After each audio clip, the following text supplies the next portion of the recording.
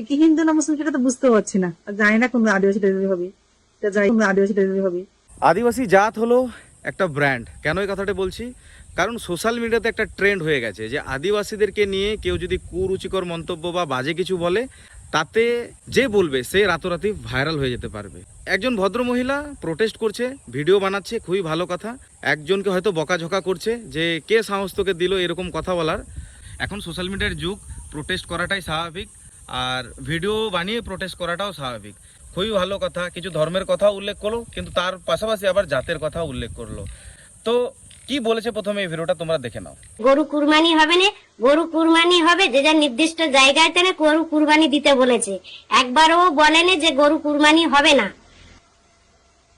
তুই তুই কি সেটা আগে বল, ঠিক আছে? সোশ্যাল মিডিয়ার সামনে এসে ওদেরকে গালাগালি তোর অধিকার কে দিয়েছে রে? কে দিয়েছে তোকে অধিকার? আর তুই কি হিন্দু না মুসলিম সেটা তো বুঝতে পারছি না, আর জানি না কোন আদিবাসী টাইপের হবে, তা যাই কোন আদিবাসী টাইপের হবে, তা যাই না কোন আদিবাসী টাইপের হবে। তা যাই হোক, ওসব বলে আমার লাভ নেই। তো কি হচ্ছে এগুলা?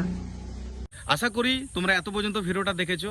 তাতে আমার বলার এটাই যে তুমি প্রোটেস্ট করছো, খুব ভালো কথা, প্রোটেস্ট করা জরুরি। তবে আদিবাসীদেরকেই ব্যঙ্গ চোখে কেন দেখছো তোমরা? আদিবাসীদেরকে কেন তোমরা এইভাবে অপমান বারবার করছো? তা আমি বুঝে উঠতে পারছি না তোমার বিরুদ্ধে কি করা উচিত। এখন ওই ভিডিওটা আমি সোশ্যাল মিডিয়ায় পোস্ট করলাম, অনেকেই দেখবে আমার ভিডিও, অনেকে দেখে। এখন আমি তাদের উপরেই ছেড়ে দিলাম যে এই মহিলাকে কি করা উচিত।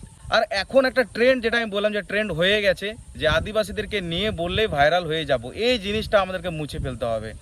এই জিনিসটাতে আমাদেরকে রুখে দাঁড়াতে হবে, যাতে আগামীতে আদিবাসী এই ব্র্যান্ড, এই শব্দটা ব্যবহার করতে গেলে 10 বার ভাবে।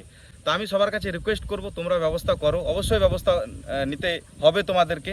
নইলে পরে আগামী দিনে আমাদেরকে এইভাবেই মানে পাড়িয়ে পেড়িয়ে মুছে ধুয়ে নিয়ে ওরা কোচলে দিয়ে চলে যাবে সামনের দিকে।